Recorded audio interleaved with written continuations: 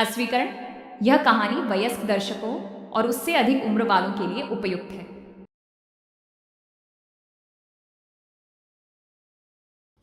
पिताजी, जल्दी चलिए वरना मैं आज स्कूल में देरी से पहुंचूंगा। मेरी टीचर बहुत गुस्सा करती है। हाँ हाँ बेटा, अभी चलते हैं, बस 2 मिनट रुको। तभी रमेश की पत्नी कमरे से बाहर आती है और रमेश से कहती हैं, सुनिए जी, आज शाम को आप ऑफिस से जरा जल्दी घर आ जाइएगा। याद है ना, आज आपको मुझे शॉपिंग कराने के लिए लेकर जाना है। अरे भाग्यवान, इस महीने हाथ जरा तंग है। मेरी मानो तो शॉपिंग का विचार कुछ दिनों के लिए अपने दिमाग से निकाल ही दो। मैं तुम्हें अगले महीने पक्का शॉपिंग कराने ले जाऊंगा। अभी मुझे चलना चाहिए, वरना राजू को स्कूल पहुंचने में देर हो जाएगी। देखिए जी, अब आपके ये बहाने पुराने हो चुके हैं। मैं कुछ नहीं जानती। आज शाम को मुझे शॉपिंग करने जाना है, मतलब जाना है। आगे आपकी मर्जी। अच्छा ठीक है भाग्यवान, अब तुम पूरा घर सर पर मत उठाओ, मैं कुछ करता हूँ। इतना कहकर रमेश अपने बेटे राजू को लेकर वहां से चला जाता है। घर से निकलने के लिए रमेश जैसे ही अपनी मोटरसाइकिल शुरू करता है, तभी उसकी माँ उसे आवाज देकर कहती है, अरे रमेश, आज शाम को मुझे कुछ पैसे दे देना। याद है ना, मैंने तुझसे कहा था कि मुझे मंदिर में चढ़ावा चढ़ाना है। अरे माँ, मेरी तनख्वाह आने में अभी 10 दिन बचे हैं। अभी मेरे पास बिल्कुल पैसे नहीं है। हाँ, मेरी तनख्वाह मिलते ही मैं तुम्हें पैसे दे दूंगा। रमेश की माँ चिढ़कर कहती हैं, अरे तेरा दिमाग तो खराब नहीं हो गया? मैंने तेरे भरोसे मंदिर के पुजारी जी से वादा कर दिया है और तू कह रहा है कि पैसे नहीं है। अब मैं पुजारी जी को क्या जवाब दूंगी? तुझे तो मेरी इज्जत की भी कुछ परवाह नहीं है। अच्छा ठीक है माँ, अब तुम गुस्सा मत करो, मैं शाम तक कुछ इंतजाम करता हूँ। इतना कहकर रमेश वहाँ से चला जाता है। फिर दोपहर को जब रमेश अपने दफ्तर में बैठा होता है, तब उसे अपनी पत्नी और माँ की बातें याद आती हैं। रमेश अपने दफ्तर के एक साथी मोहन से कुछ रुपए उधार मांगता है। अरे भाई मोहन, मेरा एक छोटा सा काम कर दो, मुझे कुछ रुपयों की सख्त ज़रूरत है। मुझे कुछ दिनों के लिए क्या तुम रुपए उधार दे सकते हो? अरे रमेश भाई, मैं तुम्हें पैसे उधार तो दे सकता हूँ, लेकिन मुझे वक्त पर पैसे लौटा देना। वैसे भी मेरा मानना है कि दोस्ती यारी में कभी पैसों का व्यवहार नहीं करना चाहिए। ये कहावत तो तुमने सुनी ही होगी कि उधार प्रेम की कैंची है। मैं नहीं चाहता कि पैसों को लेकर हमारा रिश्ता खराब हो। अरे मोहन, तुम बिल्कुल चिंता मत करो, मैं तुम्हारे पैसे वक्त पर लौटा दूंगा। फिर मोहन रमेश को पैसे दे देता है। शाम को घर आकर रमेश कुछ पैसे अपनी माँ को देता है और साथ ही अपनी पत्नी को भी शॉपिंग कराने बाजार लेकर जाता है। रमेश की पत्नी और उसकी माँ का स्वभाव ज़रूरत से ज़्यादा खर्चीला होने के कारण दोनों हमेशा बेवजह पैसे खर्च करती हैं। फिर एक दिन, सुनिए जी, अगले हफ्ते हमने छुट्टियों में कहीं बाहर जाने का प्लान बनाया था। आपने पैसों का इंतजाम कर लिया ना?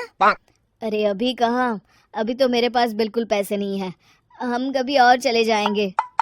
देखिए जी, मैंने सभी सहेलियों से कह दिया है कि मैं बाहर घूमने जा रही हूँ। अगर मैं नहीं गई तो सब मुझ पर हंसेंगी। आप कहीं से भी पैसों का इंतजाम कीजिए जी। इतना कहकर रमेश की पत्नी वहां से चली जाती है। वहीं दूसरी तरफ रमेश की माँ भी तीर्थ यात्रा जाने की जिद करती है और रमेश से पैसे मांगती है। फिर अगले दिन रमेश एक सेठ से पैसे उधार लेकर अपनी पत्नी और बेटे को घुमाने ले जाता है और अपनी माँ को भी तीर्थ यात्रा पर भेज देता है। लेकिन जैसे ही रमेश अपनी छुट्टियाँ बिताकर वापस आता है, कर्जदार उसका जीना मुश्किल कर देते हैं। इतना ज्यादा कर्ज एक साथ अपने ऊपर देख रमेश काफी परेशान रहने लगता है। फिर एक दिन राजू की स्कूल की फीस वक्त पर न भर पाने के कारण रमेश को स्कूल में बुलाया जाता है। स्कूल के प्रिंसिपल साहब रमेश को सख्त हिदायत देते हैं कि अगर वक्त पर स्कूल की फीस नहीं भरी गई तो उनके बेटे का नाम स्कूल से काट दिया जाएगा। अपने बेटे की स्कूल की फीस भरने के लिए रमेश अपने दोस्त गिरधारी से कुछ पैसे उधार ले लेता है और स्कूल की फीस भर देता है।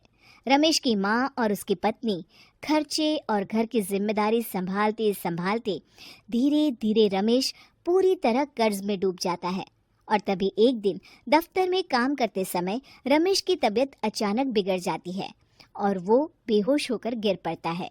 उसे जल्दी से पास के एक अस्पताल में भर्ती कराया जाता है। रमेश के घर वालों को ये बात पता चल जाती है तो वे सभी अस्पताल पहुंचते हैं। अस्पताल के डॉक्टर साहब उन्हें बताते हैं, देखिए, देर रात तक जागने और ज़रूरत से ज़्यादा काम करने की वजह से इन्हें चक्कर आ गया था। बेहतर यही होगा कि इन्हें कुछ दिनों के लिए पूरी तरह आराम करने दिया जाए।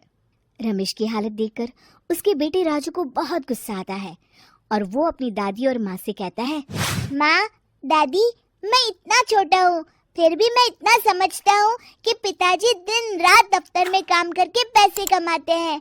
पिताजी अकेला पूरा घर संभालते हैं और आप दोनों अपने फिजूल के खर्चों के लिए उन पर दबाव डालते रहते हैं। आज पिताजी की हालत के जिम्मेदार तो आप दोनों हैं।